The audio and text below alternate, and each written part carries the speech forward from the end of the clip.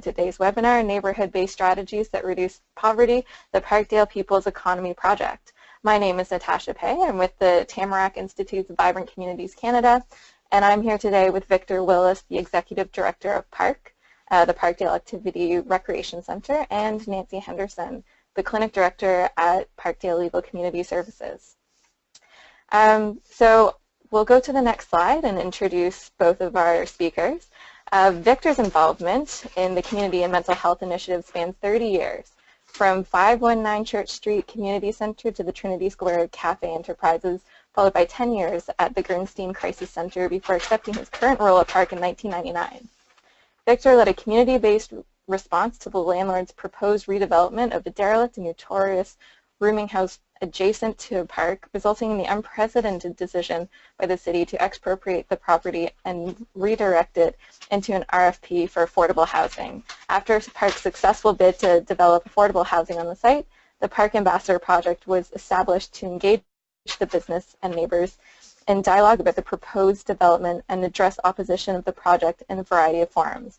These initiatives led to the development of 29 units of affordable housing called Edmund Place, which opened its doors on January 4th, 2011. Victor was a board member of the Parkdale Village BIA for 6 years and the chair of the West End Food Co-op prior to opening the store, and for 3 years afterwards. He is a trustee at CAMH and sits on the CAMH Audit, Finance and Resource, as well as Clinical Quality Committees. Similarly, as a board member of the Daily Bread Food Bank, he sits on the Finance Committee and is chair of the Program Committee. Victor is also chair of the newly formed Parkdale Neighbourhood Land Trust. And Nancy is the director of the Parkdale Community Legal Services. Parkdale is a teaching clinic for Osgoode Hall Law School and part of the network of community legal clinics delivering poverty law services throughout Ontario. PCLS is also actively engaged in community development and community organizing in West Toronto. PCLS has been a proud contributor to the work of Parkdale Community Economic Development Plan and continues activities working with groups.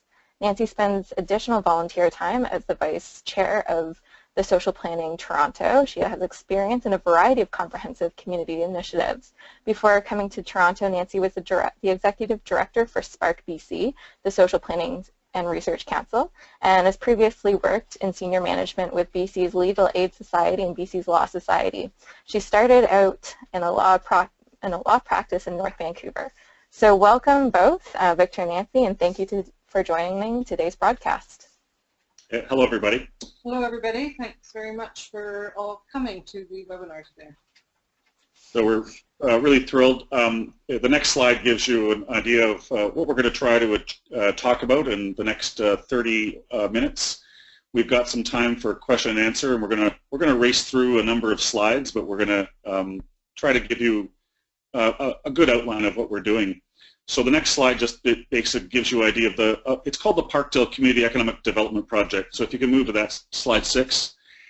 And it had been introduced as the Parkdale People's Economy, but that's actually a sister website that we run that shows all of our research from 2010. So please, for anybody, if you're Googling, you can Google the Parkdale People's Economy, and you'll see a wide range of research that we've undertaken with many community partners, and this is sort of the latest piece of that research. As you can see, the PCED project, which was for was an 18-month initiative, included an enormous number of partners, which all of their logos are here. And I think it gives you a bit of a sense of all of the different groups, as well as from very small organizations to very large institutions, which is part of, I think, its strength. The PCED project, if you go to the next slide, came out of our group basically responding to an Atkinson Foundation question about decent work. And we felt that perhaps more importantly to decent work, although that's a core piece of addressing poverty, is that you need, it's not, decent work doesn't just sit on its own, that in fact decent work is partly because there are other decent things around it. and we posited that actually a decent neighborhood really is the foundation for decent work, and we have spent quite a bit of time working to make Parkdale a decent neighborhood, and by decent we mean that it is accessible and inclusive, regardless of the various kinds of changes that are going on, and we'll get into that a little later. So the next slide we just talked, so this project started with the idea of the Decent Work Fund. We brought a core number of partners together and asked the question, how does decent work apply in our context? And we said, well, we've actually got a number of community agencies that have been working for a long time to make Parkdale an inclusive and decent neighborhood. And therefore, the opportunity to respond to the Atkinson question gave us really the impetus to work together in a collaborative initiative, I think. Hey, Nancy? Yeah, so, you know, Parkdale is a neighborhood in Toronto, sort of low middle income. We are being buffeted by the changes that all of Toronto is seeing in terms of gentrification, because we are a downtown neighborhood and so therefore have good access to you know, the city with lots of charming old homes that people are buying up and renovating, and their value is increasing exponentially. In terms of the sort of Queen Street West, which is one of the main corridors that runs through Parkdale, there's about a 10-block stretch which has most of the social service agencies that serve Parkdale located along it. And we have a long history of collaborating together, but coming into this project helped us to see the ways in which we actually need to align our programs and services in a way that not just helps the clients, but in a way that can make change for the neighborhood. And so we have talked a lot about the need to, for instance, align all of our strategic plans and objectives in order to get that sense of a comprehensive community initiative to make positive change in directions that will increase the opportunities here for being an inclusive neighborhood and having a community economy. Perhaps contextually, so the slide that everybody's looking at now shows that in 1970, sort of who was in Parkdale and the average income, and really it looked at areas of low income, very low income, as well as moderate income. And some of you may be aware of David Hulchansky's work that looked at the 3 cities, which is a conversation we're having. If we go to the next slide gives you the context in 2012, which was with the most recent census data, about what the changes have been. And this is not unique to Toronto. So any of you who are in urban settings, you know that there's been sort of a real movement back into urban centers, sort of away from suburbanization. And as that flight, sort of the reverse flight, but as the sort of capital comes back into the city, people of wealth are moving back in. There's obvious issues of dislocation, which really is at the heart of gentrification. And so we started to, you can see the pressures and the change around Parkdale. Parkdale is on that map. It's that little sort of triangular shaped piece down by the water with Parkdale to the side.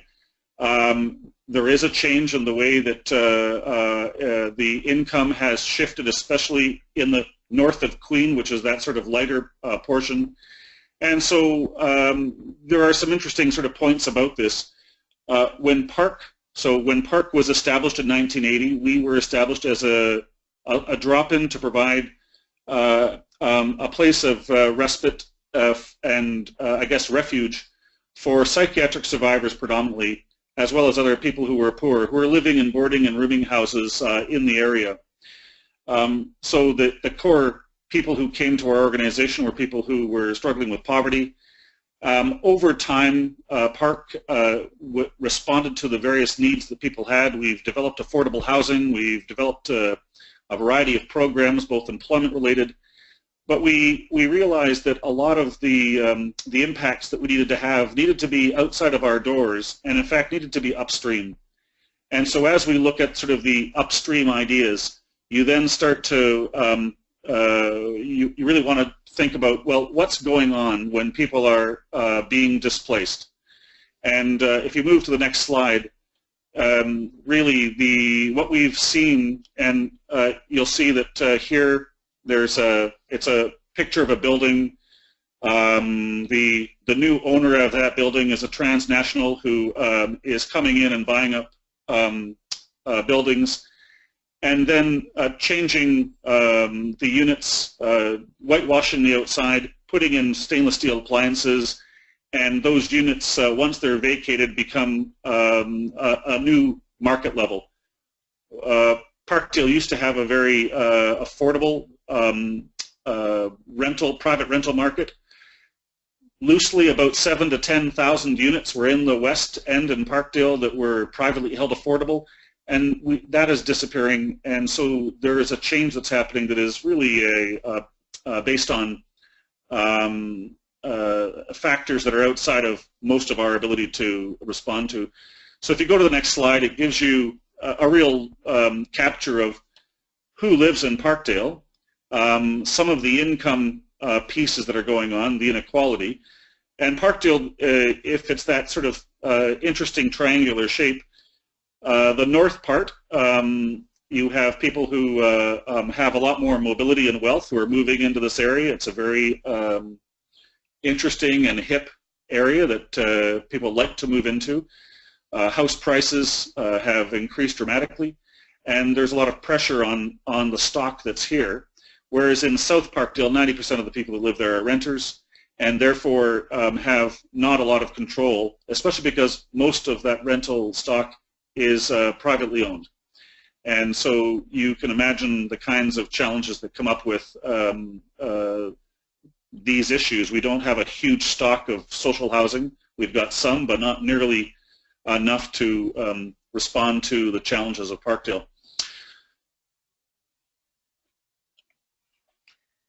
So part of the work of the PCED was looking at the possibilities for forging an equitable local economy. And so we looked at a variety of issues. Victor alluded to the research that had been done. PARC had been providing leadership in this, and Beyond Bread and Butter was looking at different aspects of food security. And we were also looking at the next slide, the existing diverse economic alternatives. So for example, we had established social enterprises in the community, and part of the kind of education of the process that we have gone through in developing this plan is to talk to all of our colleagues to say we need to use the social enterprises that are here. And not only that, we need to look at issues in terms of how we can collaborate together, for instance, for cooperative purchasing, where we may be able to support businesses within Parkdale. The Neighbourhood Land Trust has been a really important element of the diverse economic alternatives. We are very hopeful about its prospects, and the idea is that the Neighbourhood Land Trust will try and acquire land to hold it for social purposes and then sort of lease the operation of the land. Now clearly housing is one of its priorities, but its first acquisition is actually a community garden. We have a food co-op within Parkdale and the co-op cred program where people can do various volunteer activities to earn credits at the co-op and at the local farmers market. Has also been an important economic alternative. Next slide. So we're really trying to look at that integrated neighborhood strategy to build this equitable local economy. The most interesting part of PCED, I think, has been its participatory planning process and the way in which we have been able to build on, if you can move to the next couple of slides, the way we've been able to build on trying to draw people into the process.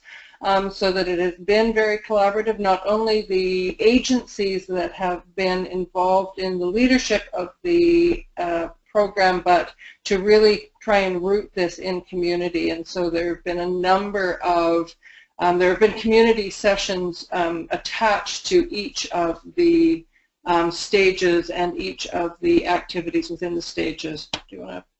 Yeah, thanks, Nancy. So as you can see, we one of the key parts of the work that we did was to sort of decide what are, so if you move to that next slide, that'd be great, is the Parkdale Wellbeing Indicators, one of the outcomes, and you'll see the previous slide gives you the timeline, and the next slide gives you one of the chunks of work that we did as a whole set of groups, both agencies and a variety of people who either are parts of who are members of those agencies or clients, and others who might be on the boards of these agencies, and predominantly people who live in the neighborhood, and a fairly diverse group, newcomers and residents, etc.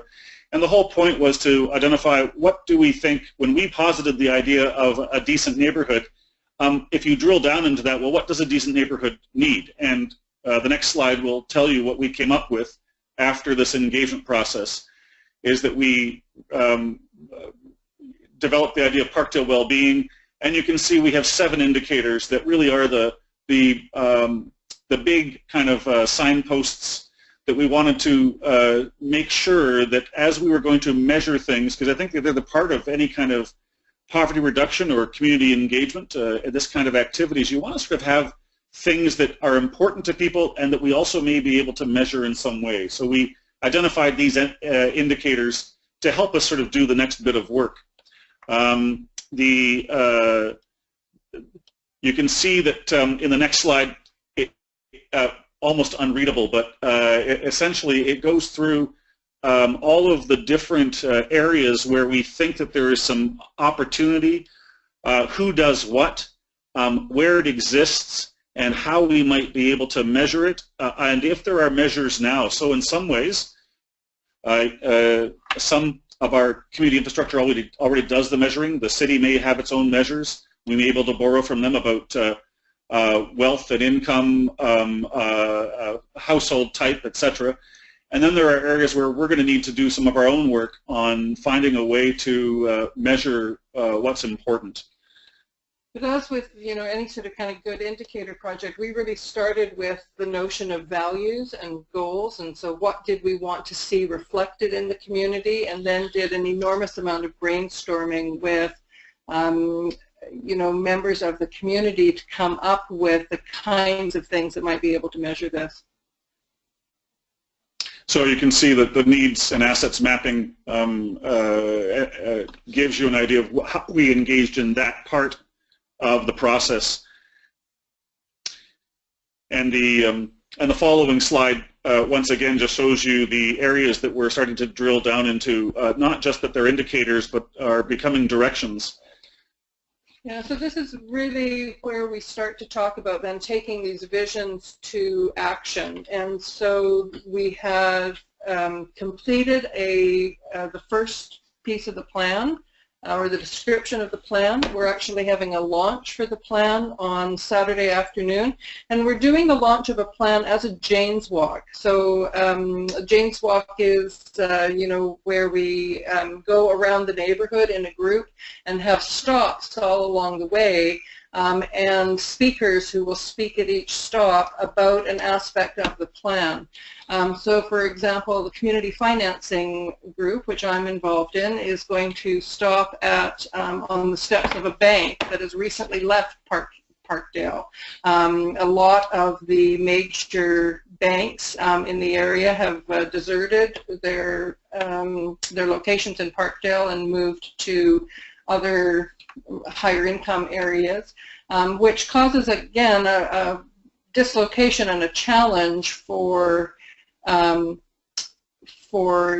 the people here in the community. So we're going to be talking about the kinds of community actions we can take to achieve sort of positive steps in community financing.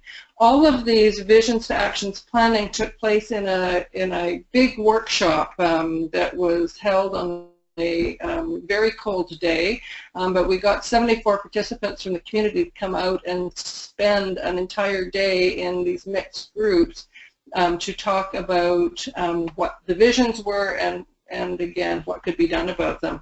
So each of the sections has come out with a planning study, next slide, that is has been sort of represented in a lot of pictures, and describes the steps that can be taken. And for people's, if people would like a copy of this, it's actually on the Parkdale People's Economy website, and you can download the summary. It's about a 28-page document that really outlines the process we went through and what we ended up at.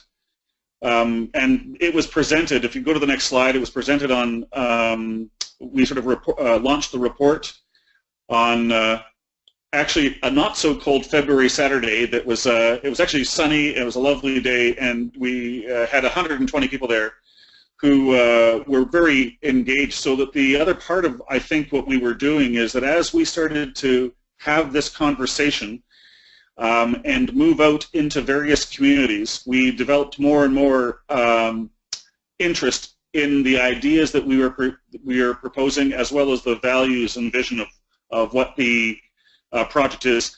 We go back, the next slide is sort of the project timeline. Really what it gives you is that you see in the first cohort of is really that development, the needs and assets mapping, the visions and the forum, and then the second part was really strategy development, action planning, and resource development. And so we'll move to the next slide, and you'll talk about the steering committee. Yeah, so the steering committee is continuing, and the steering committee is looking at working with 8 working groups in the sort of 8 parts of the plan.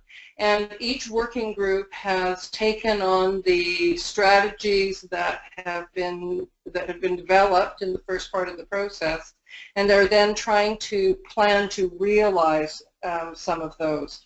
So for example, in community financing, one of the issues that we have seen demonstrated is working to reduce poverty in other areas, and the Americans have lots of examples of this, is financial empowerment education.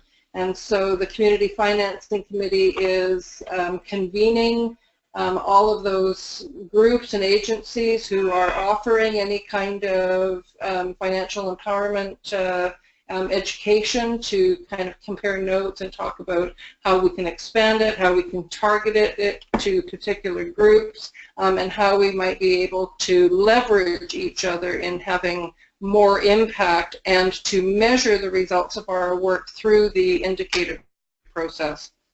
So we move into the sort of some highlights of the key outcomes. If you move to the so the Parkdale planning study, 37 promising directions for Parkdale. So those 37 directions are all, if you think of that previous wheel of 7 indicators, they all file out from those 7 indicators. So some of the directions, some of the indicators actually have had lots of participation, and therefore lots of promising directions. And if the next slide gives you a bit of a taste of some of the activities. So as well as trying to sort of put, you know, some sense of time frame, who, which really are, you know, the various, you'll see those acronyms for the various organizations in Parkdale. And then also looking at levels of government and opportunity, and as well any resources that can be brought to bear. So kind of a standard planning exercise, but what's great about this, it's not a planning exercise that exists within one organization, it exists within the entire group. The next slide shows you the directions for social infrastructure, which really start to say, is a bit of a graphic that helps to take a look at how do we aggregate and use the various assets that have been developed and placed in Parkdale. Parkdale is a place that in the 60s and 70s had great needs, and there were various social investments, and so some of our organizations really represent those social investments, and then other things are much more modern investments, and some of those investments have come from the community, like the Land Trust, the West End Food Co-op. So what will happen is that communities will evolve over time, and they'll start to identify new things that they need in order to be able to achieve the goals that they might express. You'll see the next slide, which is really about identifying directions for affordable housing and land use. So for all of those partners who are situated under the direction of affordable housing and land use, and the ones who in fact are engaged in supportive housing or affordable housing, how can we buy together? Are there ways that we can actually share the purchase of land, or even the purchase of leases or the use of leases? Can we share some of our, for a number of us, one of our challenges are that we're in a 5-year lease and a private commercial landlord. At the end of that, we may have to leave our lease. What else can we do, and could we join together? Could we have a shared lease? And in fact, is there the possibility that we could actually be purchasing or being a participant in a development so that we would have perpetuity of tenure and tenancy, which of course is one of the goals for affordable housing as well. And you can see also the directions for decent work and inclusive economic opportunities, and that probably leads into some of the financial stuff. Yeah. So the pictures are to try and help to engage with our whole community. Parkdale is a very diverse community. It's known as the landing strip. We have a lot of newcomers and a lot of language challenges, and so we really wanted to kind of use the kind of pictures to assist us in engaging the whole community. We try to have interpreters at all of the public meetings so that we can have sort of table interpretation going on with those members of our community who are non-English speaking. We try to ask ourselves at every meeting, who's not here, and how can we reach out and draw those people in to come along with us. I think it's also really interesting that, you know, the work that we have done is now going to be accepted by the City of Toronto, who has started a neighbourhood planning strategy, and Parkdale has been identified again as one of its strategic neighbourhoods. And so we have been able to really hand over the planning that we have done to become a neighbourhood plan strategy. That means that we feel that we are going to have a better chance of having kind of supported, coherent input into city investments into the neighborhood. So, for example, one of the pieces that's being looked at by the city is a rehabilitation of our local community center. Well, the Directions for Affordable Housing and Land Use Committee is thinking about that. How do we use the asset of that local community center, and what do we need it to do in order to enhance these other steps that we're trying to take? And so with that kind of coherent approach, it allows us to have a stronger voice in the city planning, and when the city and other anchor institutions are making decisions in our community. This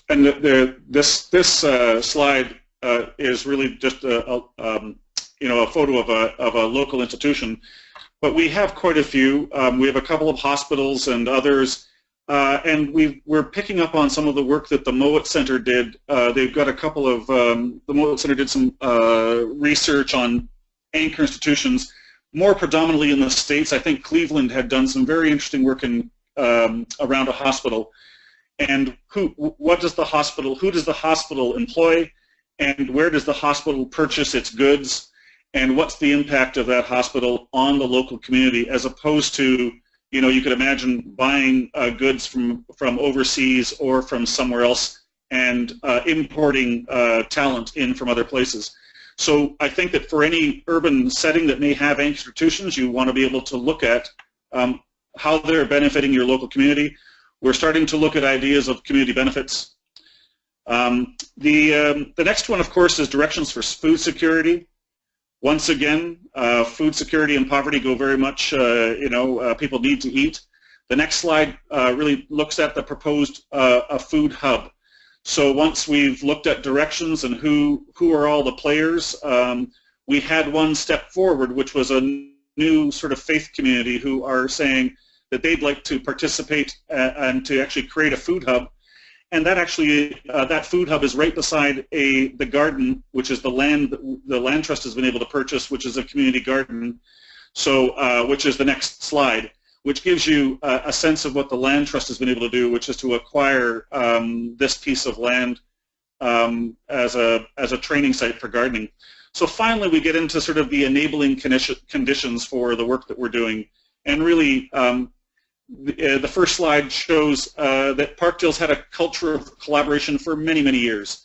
You hear about hubs, and in some ways Parkdale has always had sort of a virtual hub. When Nancy talked about along Queen Street, there was this sort of, a number of us can walk to each other's location, and we're often talking and working together on a variety of activities. So that was already there, but it enabled it. The next one, of course, is all of these diverse economic alternatives that push the limits of what's possible, so another enabling feature. The next slide shows the whole idea of engaged research for organizing, and I know that one of the questions that came to us was about how we were able to achieve this, and I'll talk a bit about that at the Q&A portion. But this was sort of a unique opportunity that came forward about being able to look at research and planning specifically, and having a planner engaged and embedded in one of our organizations. And then finally, of course, the last slide shows you our Parkdale People's Economy project.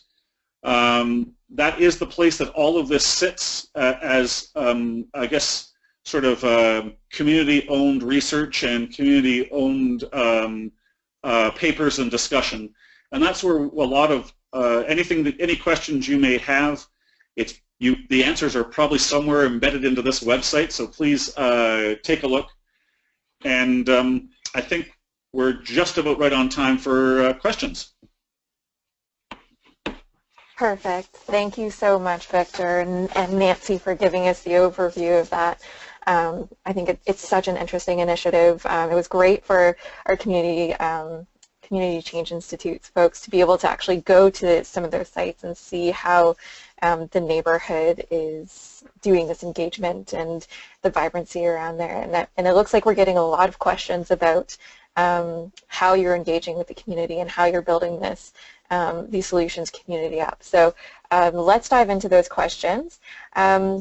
For everybody who's on the line, please feel free to type your questions in for Victor and Nancy. We'll start with some of the ones that we've had submitted in advance, and we'll try our best to get through all of them. So one of the first questions that we had was kind of a big one. How do we resist gentrification while promoting investment in the poorest areas of our city? And I'm not sure if we can answer that entire question today, but Victor and Nancy, do you have any thoughts on that question? Well, Nancy and I are both on the board. We were founders of the Land Trust, and I think that we believe that having a platform like a land trust, which at its core is about how land is used and who develops and how that development impacts on a neighborhood, is a key part, especially because the Land Trust is very broadly, we have representation from all kinds of folks. It's a big tent agency, but it allows for a convening and a questioning that really needs to happen, because gentrification, of course, is about development, and often development is about developers, it's about money, and it's about plans that are usually way above where the community lands. They are often at the city level, they may be at a provincial level, and so they're 50,000 feet, and we're living on the ground, and I think that the Land Trust provides some opportunity to change that. It's not the only mechanism, but I think it's a good one. Yeah, and we have been trying to engage with city mechanisms, And that is very hard for individuals or even single organizations to do, but we are hoping that through the Land Trust we are going to be able to have some impact. So one of the tools that we're looking at is trying to have the city engage with us in what they call a secondary plan, which is sort of a subset to the official community plan, and will look at specific pressures that are being applied to a neighborhood. Also having a community development roundtable where we can try and engage with developers who are coming in to work in the neighborhood about the ways in which we want them to work in the neighborhood. So to look at questions about possible community benefits, to look at questions about employing in the community or using our local social enterprise to bring in lunch for their meetings, but just to kind of educate them and to start a process of conversation with them, what hopefully may lead to formalized structures such as community benefits agreements.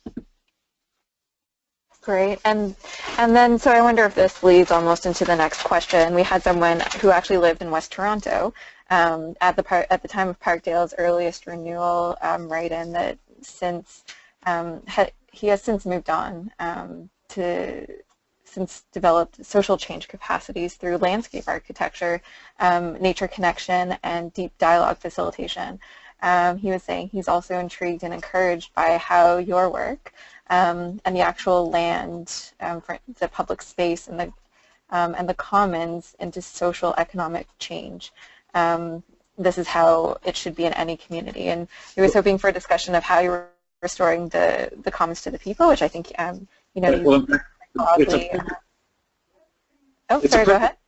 It's a perfect question, and what we propose is that the commons are about shared access and shared wealth, as well as shared responsibility. And we believe that a number of the platforms, as well as solutions that we're looking at, I mean, some of our agencies are based on this model, but the idea is that shared wealth is a lot easier to acquire than individual and private wealth.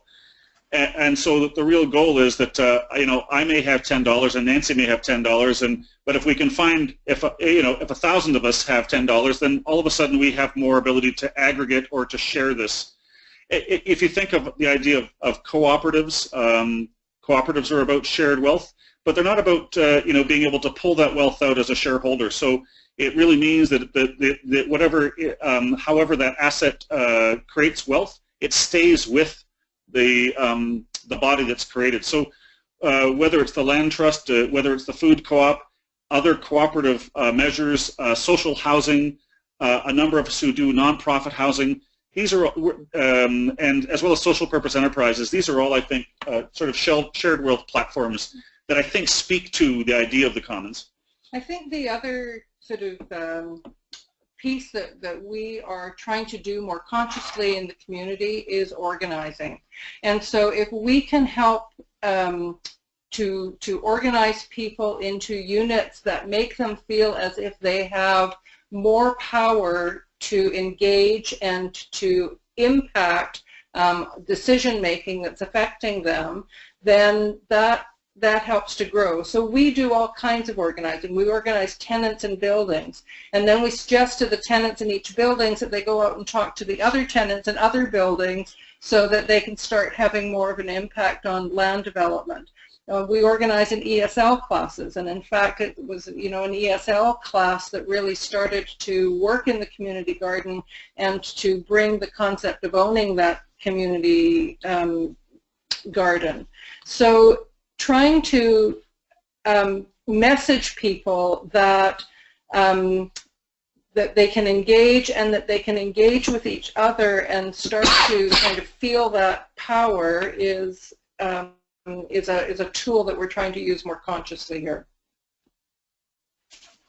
And follow up to that, so you guys have already talked a lot about strategies that you're using, but would you expand on that anymore? Do you have any extra advice for the person who is trying to create healthy, equitable neighborhoods in the Junction Triangle that is going through rapid transformation just north of Parkdale in Toronto as well? Yeah, the junction. I mean, many parts of Toronto. If you can think back to the map we were showing of the city in 2012, there are many neighborhoods that are under threat with the return of a lot of mobile capital. So and really not a plan at the city level of what the dislocation from an economic point of view of what that dislocation or mobility means, because capital just moves, doesn't care who it trods on, it just exists and it sets the tone. So one of the strategies that we had, or one of the things that we were very, I think a gift to us was that we had a number of planning students from U of T who came to us and started the whole conversation with us about beyond bread and butter, but what it was is a number of students who understood the levers of planning, as well as had a variety of viewpoints about how planning can impact. Planning, like organizing, is the two go hand in hand in some ways, but to have a planner in a neighborhood as opposed to having a planner at the city is a very different thing, because all of a sudden that planner starts to look at the issues from a neighborhood level, or from a person by person or door by door level. And I think that's really one of the real factors of the success of this project, has been to have that kind of expertise right at the ground level. And so if you do have urban groups who are looking at some of these issues, does the local university have a planning department? Do they have a Masters of Planning group, and do the students go out and take on projects? If they do, that's an enormous resource that could be available to your neighborhood. I think the other is making sure that you have the key social agencies in the community at a table together, talking, sharing information, not just sharing information about their programs, but starting to talk about the way that they can shift things. So this notion of really aligning people's strategic directions to reach a kind of agreed upon goals. Thanks. And going back to, I think, what Victor was talking about with expertise, if there's anyone interested in staffing this coordinated effort, what kind of skills would you say that staff person should have? Well, an enormous amount of energy to attend lots and lots of meetings. Mm-hmm. Somebody who is organized, someone who can articulate the vision. I think in terms of those are some of the soft skills. I think the hard skills are perhaps a planning background and a understanding and an appreciation of the community. Yeah, that's. I think that we were very fortunate. We had an amazing planning student who stayed with us. We were able to find a variety of funding that allowed for little explorations, and so the other part of what we did is that those little explorations became research that then became our body of research, and the more research we had, the more able we were then to be able to tell to make a case to other funders that there was a need here and that we actually had the evidence to back it up. So it's a combination of really skilled, interested and skilled staff people, collaborative agencies, neighborhood groups. I mean, and we've got quite a range we've got neighborhood organizations and settlement organizations and faith organizations with a desire to start to work on these issues. So that also really helped with this the opportunity that this brought together. Great. And then I think the last question really connects with one of the questions that we had come through live about, so how did the plan avoid stigmatizing residents of Parkdale or ghettoizing the area, and how did the plan ensure inclusivity where those who are hard to engage were engaged in the planning process? So how can residents get involved, and how have they been involved? And are you able to give case examples of how they were involved in the planning process? Well, so the for anybody who's interested, please go to the Parkdale People's Economy and go to the planning summary report, and you'll see that it's actually there in the level of participation and the diversity of participation was pretty good. I think that you know, gentrification, poverty, and bring up a lot of interesting issues for individuals. Those who aren't poor can feel very guilty about the fact that they're not poor, and those that are poor can feel very much that they don't have the same access as people who have mobility of income. So being aware and respectful and understanding the power dynamics is a very important part of this. This is we have our current system does not do a good job of mitigating the isolating effects, especially for people who have less access based on economic mobility. So you're right, it's a very stigmatizing activity. And at the same time, I've been in Parkdale for 17 years in my role, and there have been a variety of movements in that time, and some of them were very much set up as oppositional movements to point out that people moving into this area who had wealth were the bad people, and that they shouldn't be doing that, and that they were, and that it was their fault that these things were happening. And I don't think that that's as nuanced an approach, and certainly it starts to shut people down. I think that the approach that we took was that we are all in this, and people who move into this area and who saw it to have a variety, to have this sort of diversity and lots of interesting economic, cultural aspects that it does, that therefore they have some responsibility, we think, or we proposed, to how to keep that. That one of the difficulties with gentrification is people think that a neighborhood is cool, they move into it, the property's cheap, the property prices go up, the stores change, and then all of a sudden you wake up one day and all of the things that you loved about that community seem to have changed. And so we're looking at, there's been a great amount of research from a gentrification point of view, so we now know what happens with gentrification. Can we propose a mitigating effect to it? And can we also not, I think, alienate or demonize any one group?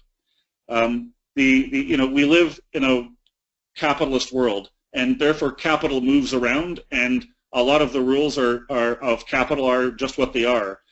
But human beings, I think, have also a sense of consciousness and compassion that they can exercise if they know each other. So, you know, this goes right back to Frank McKnight and the idea of asset-based community development, and, you know, creating opportunities for people to bump into each other. I mean, what we're really talking about is bringing people together from a variety of places in the community, and everybody's welcome. And it means you need to work at whatever the ramps need to be, so that everybody can access the forums and the platforms. Yeah, I'm somewhat of a newcomer to Toronto, and worked for the longest time in BC, and so, you know, I see the distinction that is here in Toronto in this notion of these very strong neighborhoods and the very strong sort of neighborhood distinctiveness that goes along with it. And I think that has helped in some of what Victor has talked about in the sort of notion of working for everyone to identify with the neighborhood.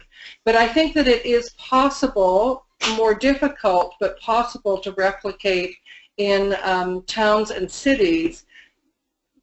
Has to work on a kind of different scale, but that it is possible to do that kind of broader asset-based community development, and to try and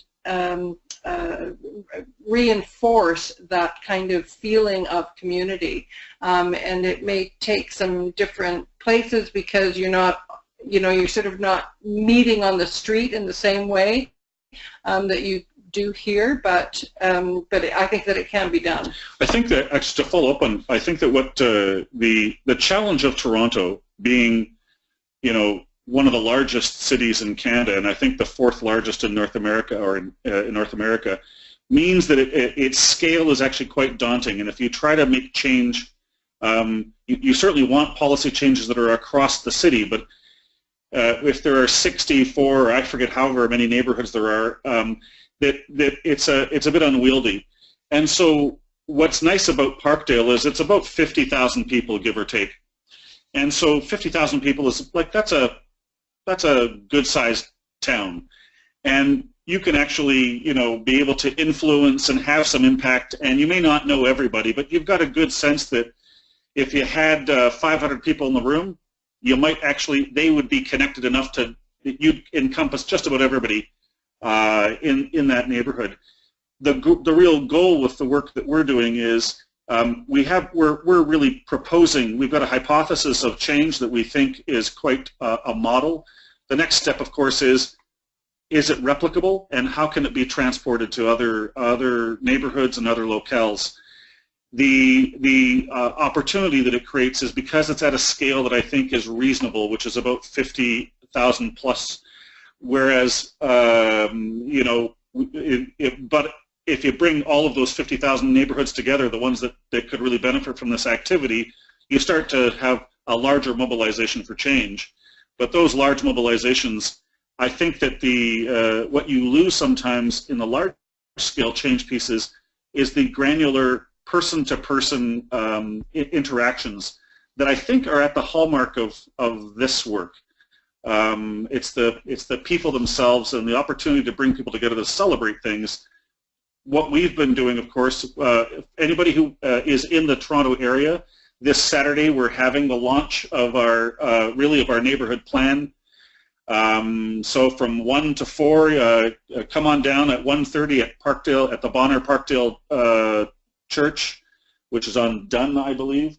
Anyways, it's on the website. You'll probably see it either on the website, the launch piece. So there was a question about how to get involved. Come on out. But that's really, we're using the opportunity to celebrate what we've learned and the fact that we're working together, which is a key part of what I think is how this gets done.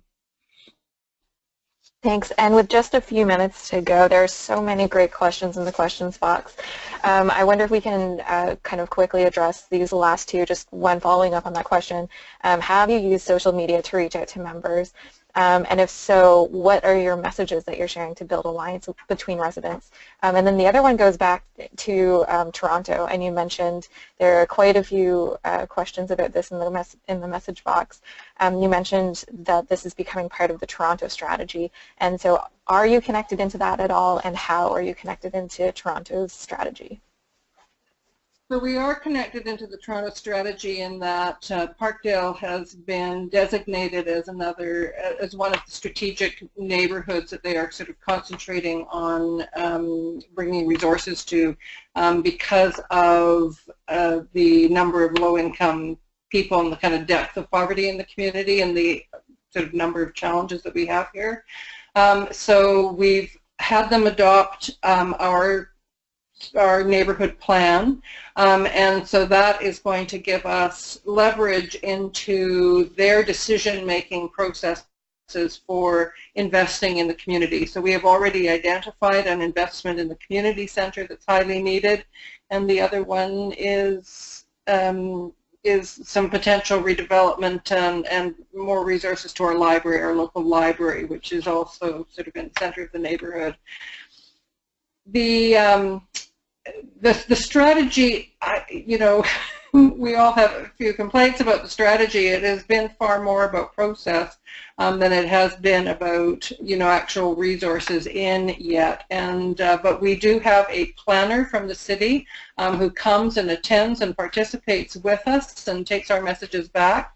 And it really is just kind of trying to get the city to move into that next phase of unleashing some resources for communities to use. Yeah, the frustration has been the Toronto Neighbourhood Strong Strategies we think it's a good intent. If there is a complaint, it's that there's been lots of engagement, but very little sort of reinvestment back down into the communities that at a scale that can have an impact. So there's been little bits of development money for engagement, So very small snippets of that are helpful. But the real piece is that we think that the strategy needs to think about what we're doing and look at other neighborhoods, and if they don't have the same sort of assets that we have, we're very fortunate. I mean, we have a library, we have a health center, we've got a legal clinic. So we've got a number of assets that are here that really do help with that sort of infrastructure and engagement. There are other neighborhoods that perhaps could use this, and we're trying to sort of test our ability to also to be planning at a very local level, to be identifying the needs at a very local level, as opposed to those needs being identified by a city councillor or by a city department and very far removed from the day-to-day activities. From a social media context, we are trying to keep our messages very succinct, lots of a combination of visuals and key themes. We're using Facebook and Twitter and a variety. As we get email from people, we send them updates and reports. So we've tried to use as much of those pieces. I think that some people are going to be using Instagram, etc. All of those allow for nice video as well as pictorial content. The big issue, of course, is predominantly it's in English. It needs to actually be in other languages as well.